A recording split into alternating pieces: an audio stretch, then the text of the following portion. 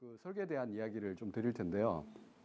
그 보통 이런 이야기 하시는 분들이 있으세요. 그러니까 설계는 연애와 같고 시공은 결혼이다.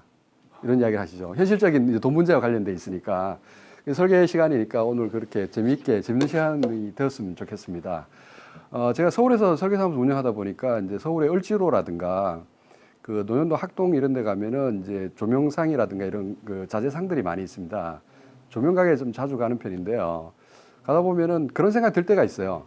되게 화려하죠. 조명 이런 거 보면요. 저희는 달 데도 없는데도 저런 거 하나 갖고 싶다 할 정도로요. 예, 그런 아름다운 제품들이 많이 있는데 그걸 보면서 그런 생각 듭니다.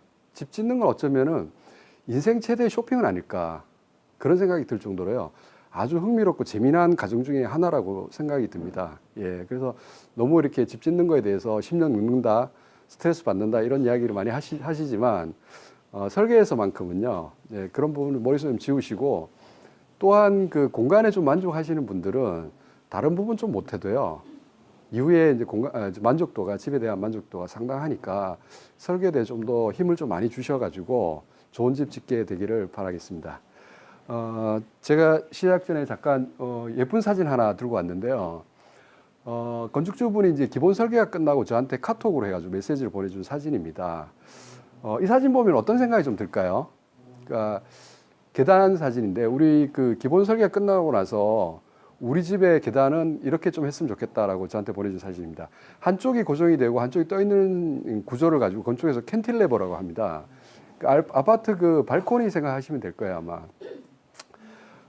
이 사진 보면은 뭐 좀 살을 빼야 된다 이런 생각 들지 않으세요? 네. 그렇죠. 예. 제가 이거 한참 보고 있다가 그 건축주분한테 뭐라고 말씀드리냐면은 사진 속에 있는 계단을 밟고 있는 저 여자아이는 귀신입니다라고 이야기를 합니다. 귀신이라고요. 사람이 아니고 유령이라고 합니다. 저게 사람으로 보이시나요? 어떠세요? 일단 비례에 약간 문제를 좀 드러나긴 하죠. 계단 큰 거에 대해서 여자애는 소녀지만 좀 작아 보이긴 하는데 제가 그 건축주분한테 한 3가지 이유를 들어가지고요. 귀신이라고 이야기합니다. 첫 번째는 뭐냐면은 어떤 사람이 그러니까 좀 판형부재죠. 계단판이라는 게요. 판형부재인데 이게 일정 두께가 나오지 않으면요. 이게 무언가 이렇게 누르잖아요. 누르면은 이게 하중이라 그러는데 처짐이 발생이 돼야 돼요. 근데 전문 프로그램에 대입했더니 처짐이 발생하지 않아요. 그래서 저 여자의 몸무게는 제로에 가깝다라는 게 귀신이란 첫 번째 이유고요. 두 번째는 뭐냐면은 이게 흐릿해서 그런데 첫 번째는 음이 되게 짙게 깔리면서 나머지는 뭉개져 있는 현상을 보게 됩니다. 그리고 저 여자애는 어떤 형식으로든 상이 맺혀야 되는데 그 그림자가 없다는 거죠. 그게 이제 저 여자아이가 이제 귀신이란 두 번째 이유가 될 거고요.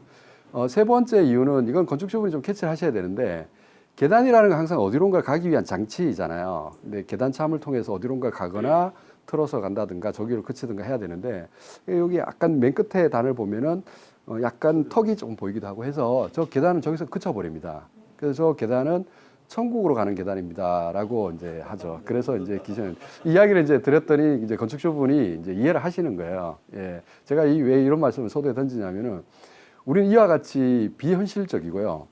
초현실적인 사항들을 우리 너무나 즐기고 있는 거 아닌가. 집을 디자인할 때 있잖아요. 그 왜 핀터레스트라고 그 이미지 사진 출처들이 좀 많이 나오는 데가 있어요. 아니면은 뭐 이런 유리의 성 같은 이런 데 보면은 사진이 상당히 많잖아요. 그게 과연 우리 복가제도 외국의 유리의 성 같은 이런 집들이 그 단열법이라고 이야기하는 그리고 우리 기후나 환경에 과연 맞냐라는 거 한번 생각해 볼 필요가 있고요. 또 하나는 그런 집들이요. 그런 평면들이 과연 내 땅에도 맞냐라는 걸 한번 주목해 볼 필요가 있다라는 거죠. 내 땅. 그러니까 이 땅이라는 거는 그 단순히 그냥 물리적인 것만 이야기하는 게 아니고요. 어쩌면은 그 주변하고의 관계일 수도 있습니다. 그렇죠? 그래서 과거에 우리 선조들도 그런 이야기를 합니다. 집은 너네가 설계하는 게 아니다. 땅이 그린다라는 표현이 있습니다. 그 어떤 유명한 건축가가 그걸 이제 그런 표현도 쓰긴 하는데 우리가 뭐 인간이 그리는 무늬를 인문이라 그러듯이 집은 땅이 그리는 무늬다 이래가지고 지문이라는 표현을 쓰기도 합니다. 참 멋있는 말 같아서 오늘 오셨으니까 한번 알고 가시면 좋을 것 같아요. 그래서 어쩌면 가장 좋은 아름다운 건축물은 이웃은 아닌가 그런 생각도 해볼 때가 있습니다. 예. 그러니까 주변하고 튀지 아까 윤방 대표님도 그런 얘기했지만 주변하고 튀지 않게 조화롭게 가는 게 답이 아닐까 이런 생각도 좀 할 때가 있습니다. 이제 두 번째로 이제 무선 사진 쪽 또 하나 들고 왔는데요. 이 목조주택 관련돼 가지고 강의를 들어오신 분들이 거의 대부분이셔가지고 목조주택 관련된 내용을 잠깐 좀 드릴 텐데요. 목조주택 가보시면은 상당한 공간감을 갖고 있는 집도 있고요. 예, 그렇죠. 나무 냄새가 상당히 많이 납니다. 근데 안타깝게도 마감을 치고 나면은 저 냄새가 어디론가 숨어버리고요. 나오진 않는데 뼈대가 드러났을 때 가장 아름다운 것 같아요. 그러니까 순수한 뭐 야한 느낌도 있겠죠. 어쨌든 뼈대가 속살이 다 드러나 보이는 이런 느낌이니까요. 목조주택이 갖고 있는 장점 중에 하나는 전 개인적으로 어떤 경제성이라든가 시공성 이런 부분에 대해서는 분명히 철콘크리트 압도한다고 볼 수가 있어요. 단열 성능이라든가 이런 부분들은 차치하더라도요. 근데 그런 부분을 좀 말씀드리고 싶었는데 단점이 좀 많아요. 이게 보기와는 다르게요. 그래서 이런 것들을 이제 교육을 통해 가지고요. 좀 알고 가시는 게 좀 좋을 것 같아서요. 그 말씀 좀 드리는데 이거 제가 지금 집을 그린 거예요. 예, 사람이고요. 보통 눈이 많이 온 지역은 이제 지붕 경사가 높겠죠. 이렇게 유럽이나 이런 데는 그 눈 자체가 습설이거든요. 거의요. 눈 하중이 엄청나다라는 거예요. 우리 동해안 지역에 그 왜 양양이나 속초, 강릉 이런 데 가면 거기도 비슷하거든요. 거기는 요 거터라고 하는 물홈통을 아예 설치하지 않는 데도 있습니다. 물론 여기 스노우 스타포를 둔다 하더라도요. 눈이 매다시고 오거든요. 이런 거 그냥 처지게끔 만들어 버립니다. 그래서 이게 없는 경우가 있는데, 그러니까 눈 무게가 엄청나다는 거죠. 목조주택은 사실 이거 위에서 누르는 힘도 중요하지만 옆으로 흔드는 힘에도 약간 취약성을 좀 드러내거든요. 그래서 이제 우리가 보통 목조주택 보면은 요 위에 이렇게 처지지 말라고요. 조름보라고 합니다. 칼라타이 영어로는요. 영어로 표현을 많이 하죠. 요거는 레프터, 요거는 스터드, 여기는 조이스트 이런 식으로 쓰긴 하는데요. 이 목조주택은 우리가 알고 있는 한옥하고 있잖아요. 일본의 중목 구조하고 이 경량목 구조는 약간 시스템이 좀 다릅니다. 경량목 구조가요, 오히려 옆으로 흔드는 힘에 대한 저항력이 좀 강합니다. 그거 모르셨죠? 이건 구조기술사라든가 일선에서 이야기하는 부분들이 많은데, 일본의 지진이 많아가지고 일본의 중목 구조가 강하다라고 이야기하는데, 그거는 철물을 많이 써가지고 강성을 확보한 거지, 그 자체로 봤을 때는요, 이 경량목 구조가 상당히 우수성을 드러냅니다. 옆으로 흔드는 힘. 벽으로 가지고 저항력을 키우는 거거든요. 요 얇은 부재 있잖아요. 요런 나무를 가지고 이렇게 스터드라고 하는데 이 벽으로 세우는 거예요. 요걸 이제 벽을 만드는 거예요. 그리고 옆으로 이렇게 쭉 내려가지고 바닥판을 만드는 거죠. 요건 장선이라고 해서 조이스트라고 합니다. 그런데 옆으로 흔드는 힘이 취약하기 때문에 요런 조름보라든가요. 요런 조이스트, 천장을 실링이라 그러거든요. 우리가 참고로 천정은 된조, 일본 말이고요. 천장이 우리나라 말입니다. 실링 조이스트라고 그래가지고 요 판을 통해 가지고 흔드는 힘을 잡아주거든요. 만약에 이거 없으면 이 조름보는 100% 필수적인 요소라고 보시면 좋고, 이렇게까지 했는데 있잖아요. 철 콘크리트는 아시죠? 철 콘크리트는 이렇게 돼가지고요. 기초 콘크리트 한번 치고요. 그렇죠?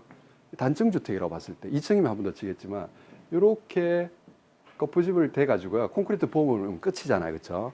근데 만약에 다락을 구성하기 위해서 뭔가 만들기 위해서는요. 여기에 다락에 대한 이야기가 안 드렸는데, 요 지붕 속의 공간을 이제 다락이라 그러죠. 그래서 철 콘크리트는 다락을 내기 위해서는요. 바닥판을 하나 만들어야 됩니다. 펌프카도 들어와야 되고, 이때 그 공정 자체가 복잡해요. 차라리 철 콘크리트에서 다락을 할 거면요. 2층을 올리는 게 더 유리합니다. 약간 품만 좀 더 주면 되죠. 근데 목조주택은 갖고 있는 이 기존적인 골격 요소 자체가 있기 때문에 이걸 활용하는 거죠. 여기에 바닥판 TNG 합판 18mm짜리 여기다 딱 대어버리면요. 합판되면요. 이 훌륭한 공간이 나오죠. 제가 말씀드린 거는 요렇게 비교해도요. 얘가 경제성이 좋다라는 거예요. 시공성은 뭐 더할 나위 없이 빠르고 금방 지으니까요. 왜냐하면 얘는 양생이라는 거를 거쳐갑니다. 굳히는 거죠. 그 얼마 전 강주에 그 왜 건물 무너진 거 보셨죠? 이렇게 눈썰미 있으신 분들 그거 보셔야 돼요. 천 콘크리트는 갖고 있는 가장 우수한 성질 중에 하나가 떡성이 있습니다. 떡처럼 있잖아요. 같이 거동하는 거거든요. 철근하고 콘크리트가요. 그러니까 부착 능력이 좋아가지고 열선형 팽창 계수도 갖고 그래서 딱 붙어 있습니다. 근데 그 유심히 보시면 철근만 삐죽삐죽 튀어나온 거 보셨을 거예요. 우리가 철거 같은 거 이제는 해체라는 용어를 쓰거든요. 철근하고 그 콘크리트가요. 이게 해체할 때 보면은 이게 그 덕적지방 붙어 있잖아요. 그게 떡성이라는 거죠. 같이 거동을 해야 되는데 없다는 거예요. 굳기 전에 아마 주저앉아 버린 거죠. 철 콘크리트는 그렇게 되는데 이렇게 안 됐다는 거죠. 아무튼 철 콘크리트의 그 목조주택의 장점 중에 하나가 이런 것들이 좀 보이고 있는데, 이런 실링 조이스트라든가 다락의 이제 구성이라든가 이런 부분들을 훌륭히 이제 잡아낼 수가 있다라는 걸 잠깐 말씀드리고요. 요게 이제 다락의 모습을 취하고 있습니다. 다락은 아시다시피 지붕 소개 공간인데 건축법에서 구조체 상단하고 하단하고 그 가중 평균을 한 게 1.8m 이하이기 때문에 어떤 데는 사람이 서서 다닐 수 있을 정도로 아주 훌륭합니다. 대신에 그 다락이 구성되는 경우에는 지붕의 형태는요, 다락을 쫓아가야 됩니다. 그 특별한, 왜냐하면 주택에서는 지붕이 차지하는 디자인 요소가 크잖아요. 그렇죠? 근데 다락이 들어가는 순간 그건 아마 경직 그 디자인으로 가야 돼요. 다락에 창을 내기 위한 노력이죠. 그러니까 어느 쪽으로 내느냐에 따라서 지붕은 이렇게 갈 건지 이렇게 갈 건지 정해지니까요. 그렇게 보시면 좋을 것 같아요. 예. 요거는 이제 웜루프에 대한 이야기를 잠깐 드려야 되는데, 예전에는 목조주택이요. 목조주택 히스토리를 보면 재밌습니다. 요 스터드 위에 요 조이스트를 얹히잖아요. 옛날에는 어땠냐면 미국 서부 개척 시대 때 보면요. 이렇게 안 가고요. 여기에다 철물 해가지고, 그러니까 벽하고 이렇게 만나게 됐어요. 그러니까 이게 약간 문제를 일으키죠. 주저앉아 버리고. 철물로 고정하거나 이렇게 됐죠. 그래가지고 이게 위로 올라탑니다. 이게 역사라면 역사죠. 목조주택. 근데 보시면은 옛날에는 이게 단열을 했잖아요. 이렇게. 옛날이 아니라 단열을 해야 되잖아요. 그렇죠? 예전에는 이렇게 단열을 했어요. 이렇게. 물론 기초도 단열을 하죠. 예. 이렇게 했는데 요거는 다락이 지붕이요. 춥잖아요. 단열 바뀌니까. 그래서 요걸 콜드 루프라고 합니다. 추운 지붕. 근데 요게 약간 문제성을 드러냅니다. 왜냐하면은 이 습이라는 게 그 항상 다습해서 저습한 쪽으로 움직이잖아요. 근데 습이 이렇게 들락날락거려요. 이러다 보니까 여기 습이 머금고 있다 보니까 이 단열재 처지는 현상들이 막 발생이 됩니다. 그러다 보니까 곰팡이도 피고 마찬가지 벽도 그렇습니다. 그래서 지금은 이제 좀 많이 좋아졌는데 예전에 그랬었어요. 그래서 이게 처지고 좀 이 다락도 춥고 이러다 보니까 이 단열재를요 이렇게 올립니다. 한 기층은 위로 이렇게 해가지고 요걸 이제 웜루프 시스템이라 그래가지고요. 이중 지붕이 들어가요, 이쪽에요. 그래서 요 사진 이제 웜루프에 대한 사진을 이제 그림을 이제 표현하고, 사진 찍어 놓은 건데, 원래는 그렇다라는 거죠. 그러니까 웜루프로 해놓으니까 약간 보온병처럼 있잖아요. 집 전체를, 그러니까 감싸버리는 거예요. 예. 그래서 요 시스템이 좀 유리합니다. 사실 따져보면요. 왜냐하면 요거는, 취약성을 드러내고, 목조주택은, 아시다시피 그 습에 대한 대처를 좀 철저히 하셔야 돼요. 그러니까 왜냐하면은, 비가 많이 오는 습이 어마어마하게 발생이 되겠죠. 그렇죠? 이 습 제어가 안 돼요. 그러면 이 습이 건조한 내부로 막 들어온단 말이죠.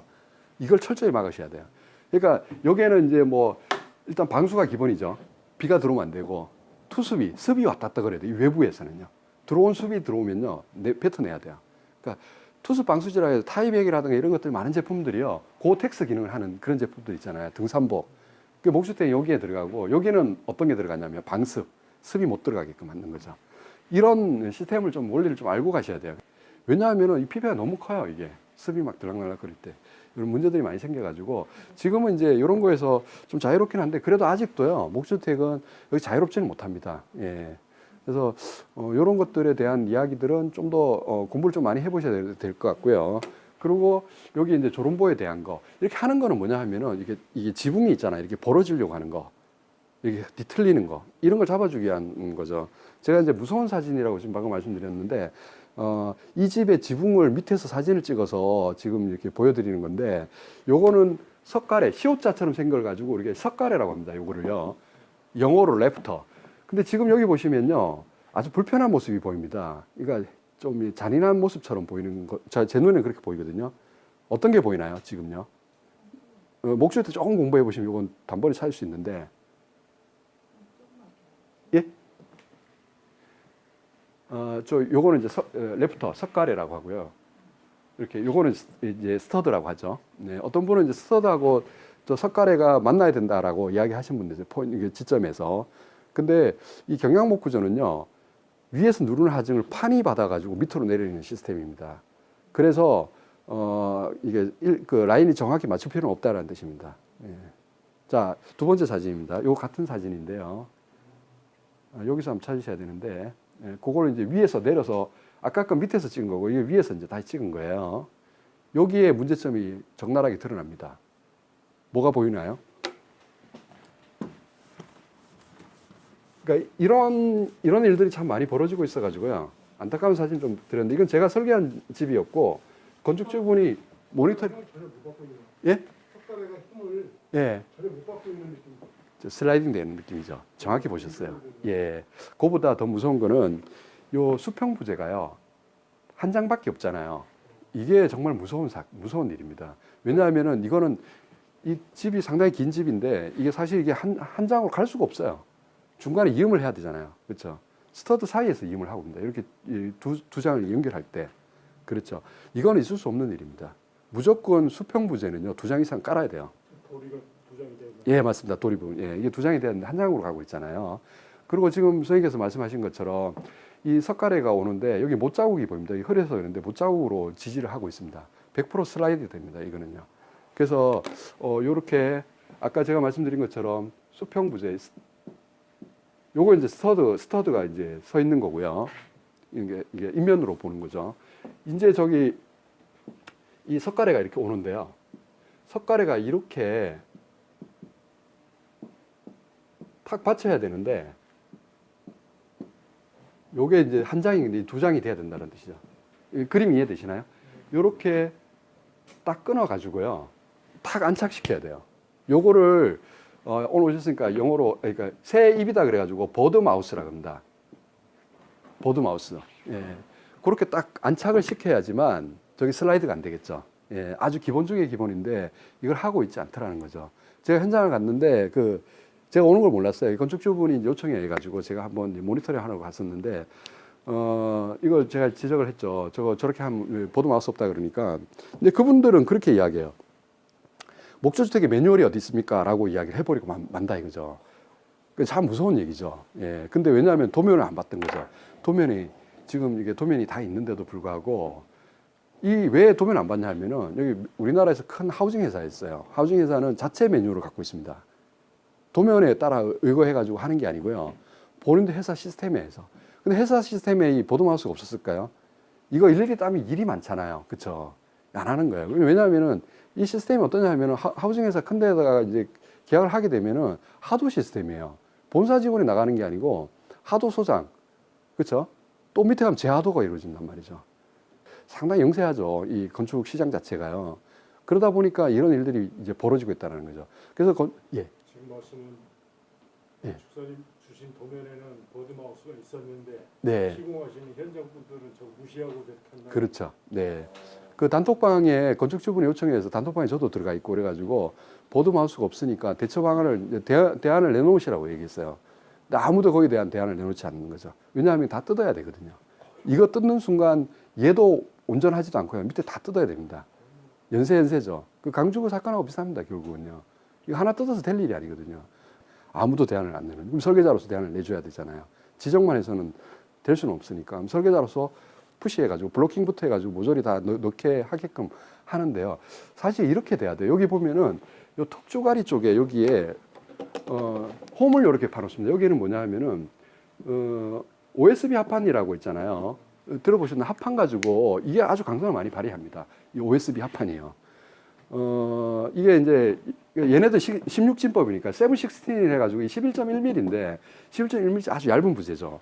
이 부재를 여기다 딱 넣어가지고요. 이 저항력을 키우는 겁니다. 수평 행력에 대해서. 근데 아까 소규모 구조 기준 말씀하셨지만 우리나라 구조기술사들이 구조 계산을 할 때 있잖아요. 저기 계산비가 뭐 150에서 한 200 정도 하는 게 이유가요. 이 소부재들을요, 그 데이터에 다 넣어야 돼요. 그러다 보니까 이제 품이 많이 들죠. 구조 해석 자체가요. 시뮬레이션을 해야죠. 이렇게 흔들어야 되죠. 흔들기 위해서는 많이 추우세요? 예, 추우신 것 같아서. 그래서 이제 이 OSB 있잖아요. 예, 이거를 이제 넣어가지고 해석을 해야 되는데 구조기술사한테 물어보면 이걸 못 넣겠다는 거예요. 너무 얇아가지고 판형 부재가요. 그리고 여기 수평 부재에 이제 뭐 다락 같은 거 아까 말씀드렸지만 다락 활용하기 위해서는 여기에 수평 판형 부재 아까 TNG 합판이라고 이야기하는 18mm짜리 이것도 얇아서 못 넣는데요. 그렇다라면 구조 해석해가지고 나오는 그 구조 도면들은요 상당히 강성을 확보하고 있다는 뜻입니다. 이거 없이 내진 성능을 발휘하게끔 만들어 놨으니까요. 이해되시나요? 그러니까 이거 없이 구조 해석해가지고 나오는 그 구조 도면이라는 거는요 상당하다라는 뜻입니다. 그래서 목조주택이 생각보다 가하게 설계가 되고 있다는 거죠. 현 실정에서는. 그게 왜 그런가 하면은 우리가 항상 후발주제잖아요. 선진국이 잘해놓은 거 있잖아요. 우리가 따라오다 보니까 강한 것만 쫓아갑니다. 구조 해석 자체가요. 예, 그래서 상당한 수준으로 해서 시장에 나온다. 그러니까 안전에 대해서는 답보할 수 있다라고 말씀드리고 싶은 거죠. 이거 빼고 있으니까. 이거 현장에서 쓰잖아요. USB 합판하고 저기 TNG 합판들은 쓰니까요.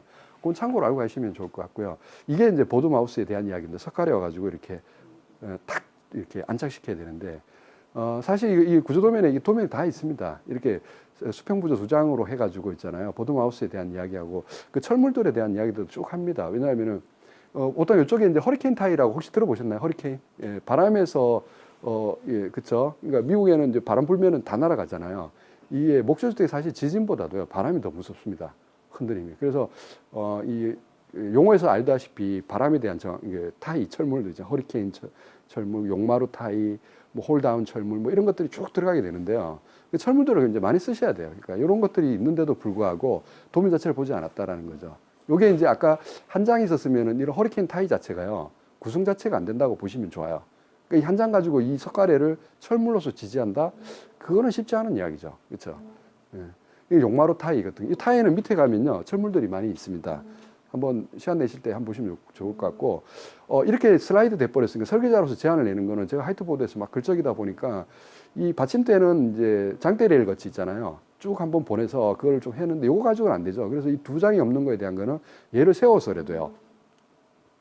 이 스터드 사이사이 쪽에 껴넣어 가지고요. 요 강성을 좀 확보하는 선에서 그리고 여기 허리케인 타이 철물을 이쪽에 Y자형 철물이 또 있습니다. 그거 받치라고 해가지고 그렇게 해서 넘어갔고 주변에 블로킹들을요 상당히 많이 넣어서 거기에 대한 이제 설화중이라든가 이런 부분들을 좀 확보하려고 했습니다. 결국 이게 품이 어마어마하게 들어가긴 했는데 왜 이걸 안 땄을까요?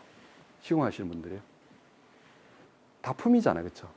목조주택은 사실 뭐 그 품 가지고 움직이는 거기 때문에 다 인건비잖아요, 그렇죠? 예, 그러다 보니까 이 따면은 시간 많이 걸리고 그래서 그랬다라고 저는 생각하는데 좀 어처구니없는 일들이 사실 많이 벌어지고 있다라는 거죠. 그러니까 철 콘크리트 같은 거 오히려 공부를 또 안 하셔도 괜찮은데 이 목조주택은요 좀 보시는 눈이 좀 있어야 돼요. 그리고 모니터를 좀 하셔야 돼요. 예, 그래서 아니면 그 설계자한테 뭐 실비를 좀 들여서라도요 꼭 한번 봐두려고 해서 주요 공정 금방 끝나죠. 목조주택은 순식간에 올라가 버리니까요. 예, 그 시간 좀 할애해서 좀 이렇게 얘기하시라고 좀 부탁을 좀 드려서라도요 그렇게 하시면 좋을 것 같고 그 설계 도면을 구성하는데 보면요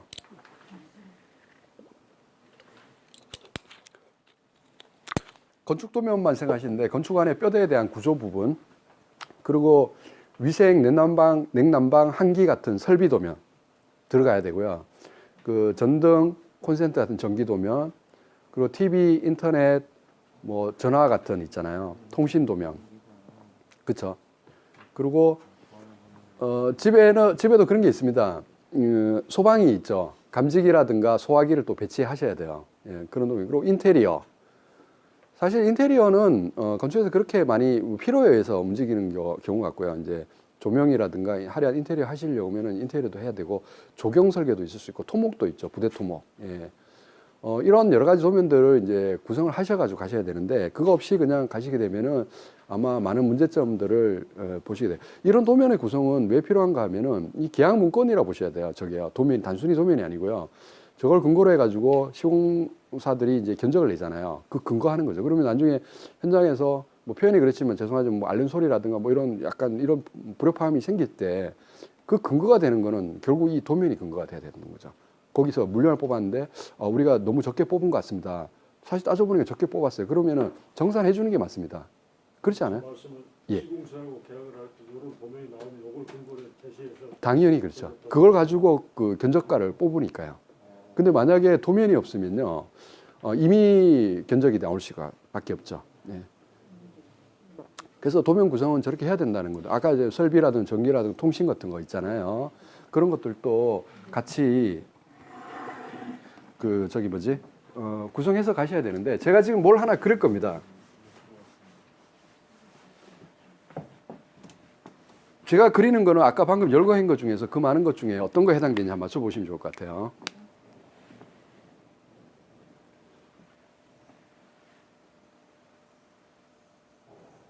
사람 내장 같기도 하고 뭐 동선이라는데 동선은 아니고요. 이렇게 생긴 도면이 있습니다. 이거는 아까 제가 열거해 드렸던 많은 것 중에 뭐에 해당될까요? 이거는요. 예, 정확합니다. 온수 파이프로 그린 거죠. 그죠? 요거는 파이프 구경은 15mm 정도 되고요. 요 간격은 200, 150에서 한 250 정도의 편차를 보입니다. 여기에요. 한 뼘이에요. 현장 가셔가지고요. 인체 스케일로 있잖아요. 재능이죠. 철근 배근도요. 거의 200 간격입니다. 가보시면요. 건축하는 사람들이 그 배근 크기라든가 간격 조정하지. 이 간격은 있잖아요. 거의 200 정도에서 왔다 갔다 거립니다. 이 200을 잘 알고 있습니다. 벽 배근 할 때도 그렇고 있잖아요. 그러니까 배근 간격을 하는데 도면에는 있습니다. 뭐 150이든 300이든 이런 경우가 있어요. 근데 200을 기준으로 해가지고 많이 움직입니다. 그래서 한 뼘보다 좀 크면 두 뼘 했는데 그렇죠. 한 세 뼘 하면 뭐 300 간격이면 두 개 되고 뭐 이렇게 되잖아요. 그렇죠. 그러니까 인체 스케일을 활용해 가지고요. 보시는 거예요. 그냥 현장 갔는데 막 줄자 재고 이러면은 일하시는 분들 기분 나빠하시죠. 그런 거면 그러니까 인체 스케일로 걸음걸이 이런 거 가지고요. 대충 저희도 감리할 때 그렇게 많이 하거든요. 예, 중요한 것만 사진 찍어 가지고 이렇게 하는데 여기 들어오는 물 온도는 한 60도 정도 내외가 됩니다. 그렇죠. 제가 이제 요걸 그렸는데 이거는 어디에서 들어오고 어디로 나갈까요? 이 엑셀가는요? 보일러에서요. 비슷했는데요. 보일러에서 하나 더 거쳐가 들어갑니다. 예, 온수 분배기. 아파트 사신 분 대부분이실 텐데 싱크대 하부 딱 열면은 뭐 하나 딱 보이죠? 온수 분배기 맞습니다. 온수 분배기를 통해서 가는데 제가 이걸 왜 그렸냐면요.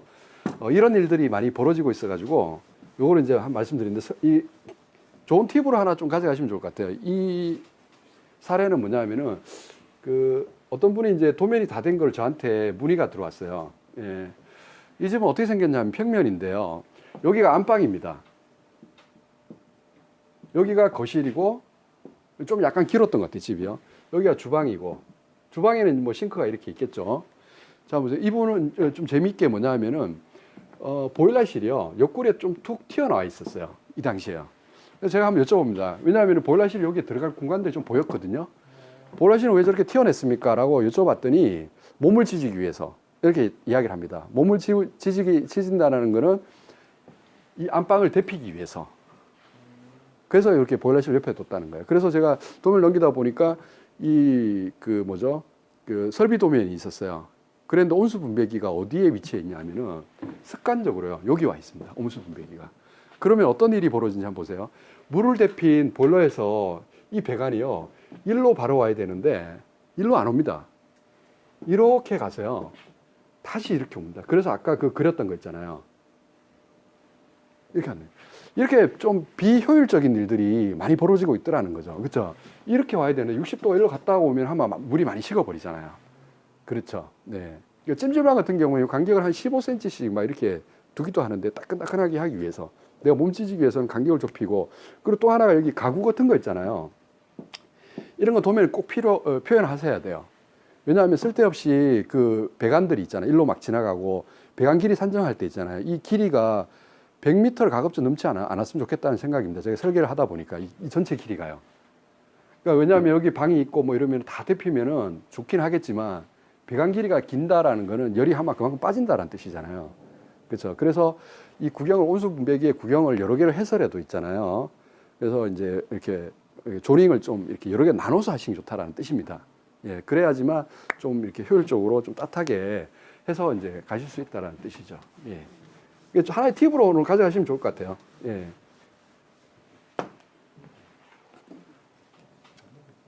그래서 이 평면도 비슷하죠. 이렇게 보일러실이 여기 있는데 싱크대 이래 가가지고 이제 방을 막 이렇게 데핀다는 뭐 이런 이야기고 보일러실을 이 집은 이제 제가 설계한 집인데 여기는 센터에다가 보일러를 한번 뒀습니다.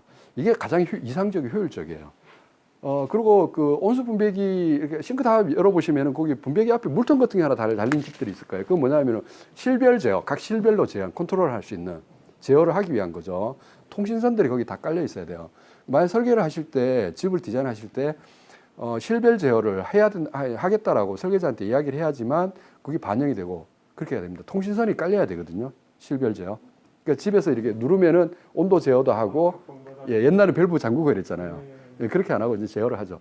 그렇게 되다 보니까 이 온수 분배기가요, 이 안에 들어갈 수도 있죠. 참고로 보일러실은 밖으로 문을 열 수도 있지만 안에서도 열 수도 있습니다.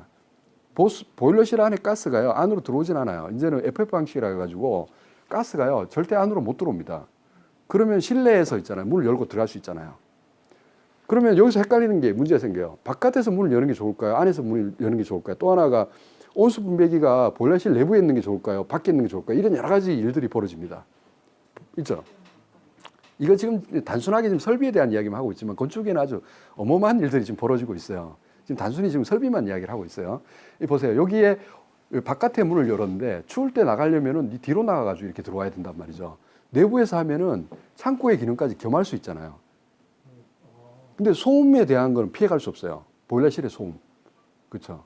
이런 장단점들이 있어요. 그리고 또 하나, 이건 목조주택으로 설계가 됐는데 이게 철근 콘크리트라고 생각해 보세요.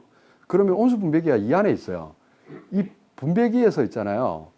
다 뚫어야 되잖아요. 각 실별로 가기 위해서. 여기는 실별 제어를 이제 벽에다 이렇게 컨트롤러를 해놨어요.